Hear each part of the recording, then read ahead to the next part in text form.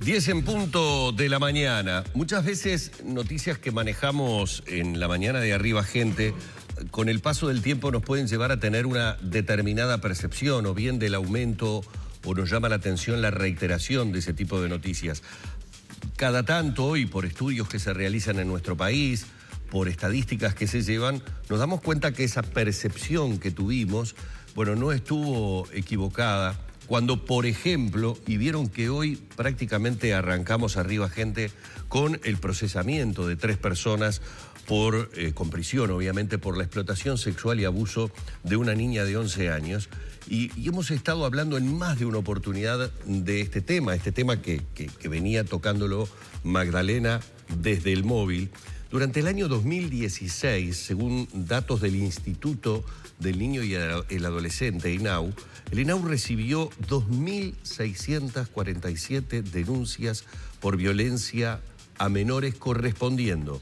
De estas 2.647, un 20% a situaciones de abusos sexuales. Y todavía cada vez que hablamos con expertos en el tema nos dicen que solamente esa sería la punta del iceberg, porque en realidad es mucho más lo que no termina saliendo a la luz. Nos seguimos haciendo muchas preguntas, obviamente no somos conocedores ni entendidos en el tema, pero muchas veces cuando hablamos del tema y hablamos de cuando se llega a la justicia y hablamos de no revictimizar a esos niños, a esas niñas, siempre hablamos de los psicólogos y de esa entrevista.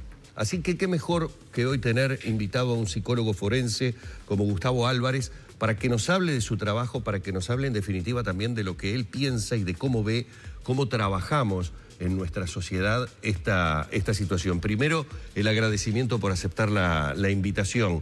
Bienvenido a Arriba Gente. Por favor, muy amable, muchas gracias. Bueno, muchas veces, Gustavo, las preguntas se reiteran, las preguntas las realizamos una y otra vez, los casos se van sucediendo, pero llegamos a una conclusión que es lo difícil que termina siendo para la justicia determinar la veracidad o no de las situaciones, y fundamentalmente porque lo que daría la sensación es que lo que no estamos trabajando muy bien es justamente en el tema de la psicología forense, en el momento en el que el perito puede determinar ciertas circunstancias que rodean al caso. Uno no tiene idea cómo se lleva adelante esta relación, porque además, imagino, tiene que ser una relación en la que se genere una confianza.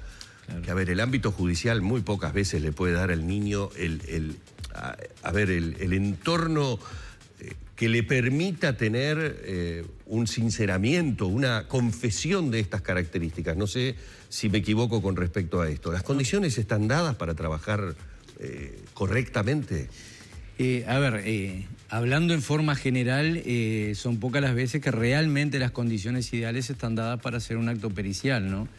Más allá de que hay que hacerlo de todas maneras, pero yo creo que tienen que tener determinados resguardos mínimos como para poder acercarnos a la credibilidad, y hay una puntualización en cuanto a lo que usted decía de la veracidad del testimonio del niño.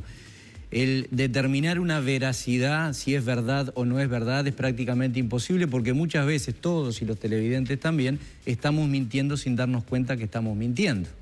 Yo cruzo con amarilla y creo que crucé con amarilla, y hay 50 personas que dicen que crucé con roja.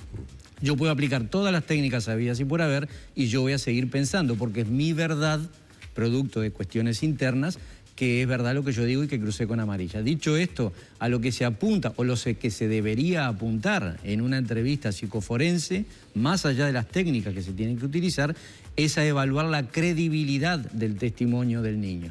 ¿Está bien? O sea, es el constructo del discurso, que es uno de los elementos para llegar a la credibilidad y asesorar al juez, que es lo que hacemos en psicología forense, es un asesoramiento idóneo hacia el juzgado que nos pide algo. Es justamente lo que decía, hay 19 ítems en una de las técnicas, hay 19 ítems internos dentro del discurso del niño, en donde uno tiene que ir viendo si hay engranaje contextual, etcétera, etcétera. ¿De dónde parte esto? ¿Cuál es la premisa básica de esta técnica en particular? Hay otras de esta técnica en particular. Dice que un discurso que yo emito no habiendo vivenciado la situación tiene particularidades y diferencias con otro en donde sí yo participé y vivencié la situación.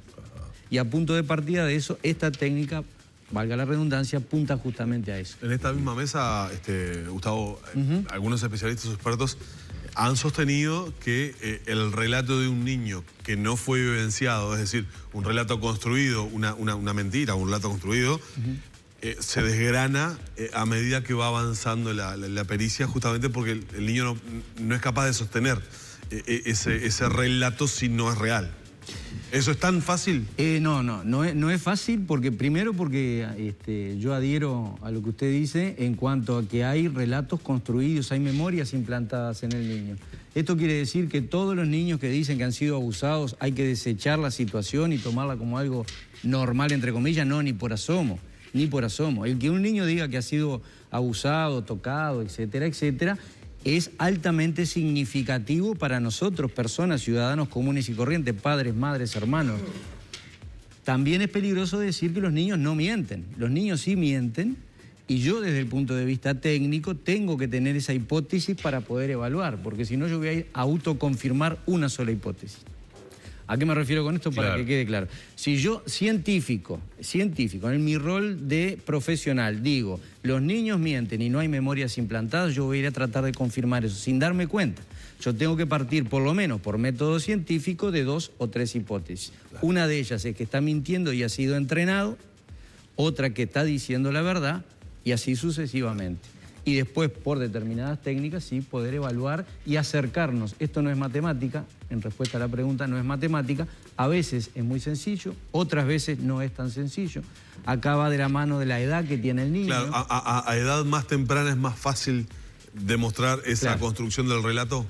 Claro, lo que ocurre es que también nosotros evaluamos no solo en base al discurso, sino al juego, a la conducta que se despliega en la entrevista, a los gráficos, dibujos, etcétera, etcétera. Entonces hay como una suerte de sumatoria, o deberíamos hacer una suerte de sumatoria de elementos para terminar confirmando y evaluando un dictamen, ¿no? O realizando un dictamen. Y hablando del sistema judicial y cómo tratamos a los niños presuntamente ante eventos de estas características, y en función de lo que usted dice, ¿es posible que con una sola pericia, que es el tiempo que tiene el perito forense en ese caso para trabajar con los niños y brindarle eso al juez que está estudiando un caso, es posible que se pueda determinar si un niño fue abusado o no?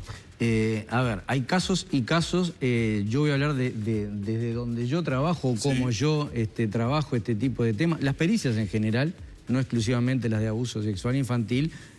Yo tengo un promedio de 2, 3 sesiones y un promedio en horas de entre 4 y 6 horas, ¿no?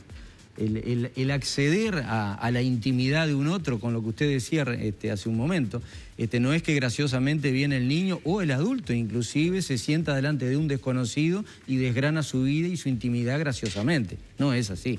Hay que generar un caldeamiento, hay que generar un entorno, hay que tener cuidado sobre todo en el caso de niños. ¿Cómo pregunto? Muchas veces nosotros, y casi consuetudinariamente, estamos induciendo la respuesta cuando hablamos sin darnos cuenta. Seguro. Para eso hay protocolos internacionales de cómo relevar el testimonio del niño, el Nietzsche, el Michigan, etcétera, etcétera. Entonces no es tarea fácil. Yo no hago juicio de valor, no sé quién, obviamente.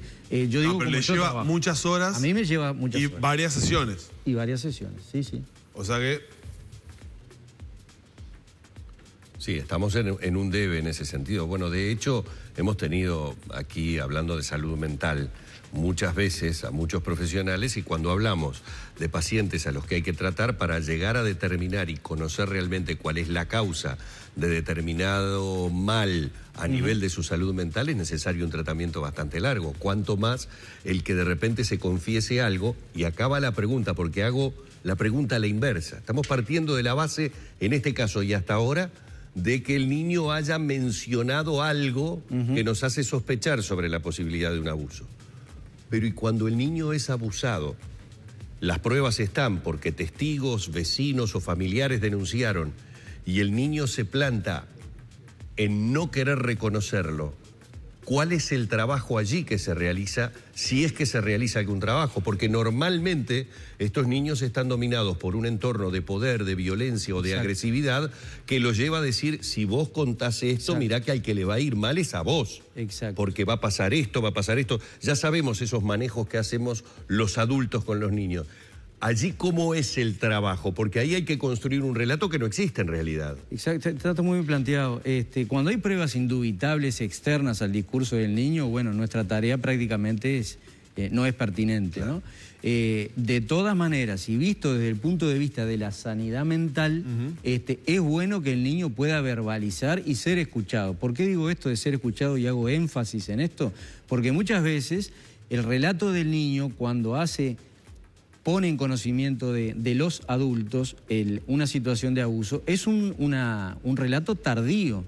La mayoría de las veces han pasado años en donde se ha producido el abuso con lo que usted dice y que es tal cual. Mirá que si decís, va a ir mal en la familia, si yo voy preso. Y acá un paréntesis, la inmensa mayoría de los abusos son intrafamiliares o del círculo primario, léase amigos, tíos, vecinos. Nunca un extraño, o extrañamente un extraño. Extrañamente. Y ese es uno de los mitos que perpetúa el abuso sexual infantil. Todos tenemos inmerso, o introyectado, mejor dicho, que el abusador sexual infantil es el viejo verde que está sentado en la plaza.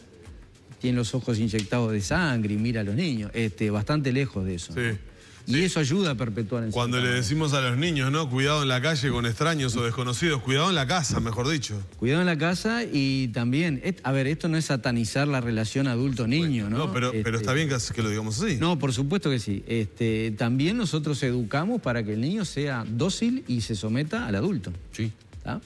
Entonces, ¿cuál es la línea o cómo tenemos que trabajar y estar tremendamente atentos a una cuestión que es el acatar determinadas normativas, límites, autoridad, etcétera, etcétera, pero con determinado punto de quiebre en donde hasta ahí no, o a partir de ahí no. Sí, porque además se da un relacionamiento que, digamos, en cuanto al sometimiento de la otra persona, en este caso de la personita, tiene dos ingredientes que son unidos. Son tremendos, que son el poder y la autoridad que ejerzo, pero además una relación de afecto, de amor y a veces de idolatría.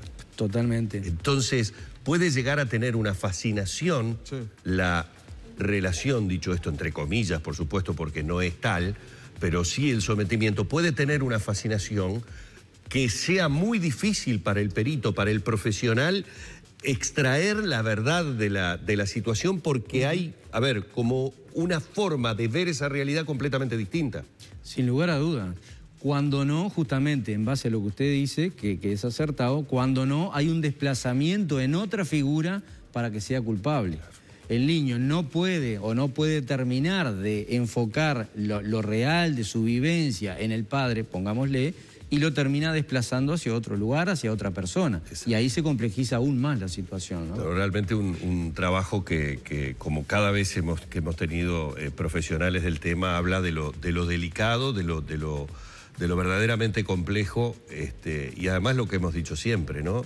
Algo que marca a la persona, creo que para el resto de su vida, ¿no? Sí, mire, yo actualmente hoy tengo un paciente hombre que en el año 76 fue abusado en el marco académico de un liceo y hoy en día sigue todavía tratando de elaborar y metabolizar esa situación. No es gratuito. Va a tener una charla respecto al 25 sobre esto. Sí, en el marco de Into Producciones, que es una empresa de teatro que ha tomado el tema y lo ha abordado tremendamente bien. Mañana miércoles a las 18 en la sala del Mir Agustini. Estamos justamente un poco esto, más profundamente, tratando de transmitir qué es lo que puede aportar la psicología forense en los casos de abuso sexual infantil. Muchísimas gracias por su presencia. Muchas gracias a ustedes. Hemos estado dialogando con el psicólogo forense Gustavo Álvarez aquí en La Mañana de Arriba Gente.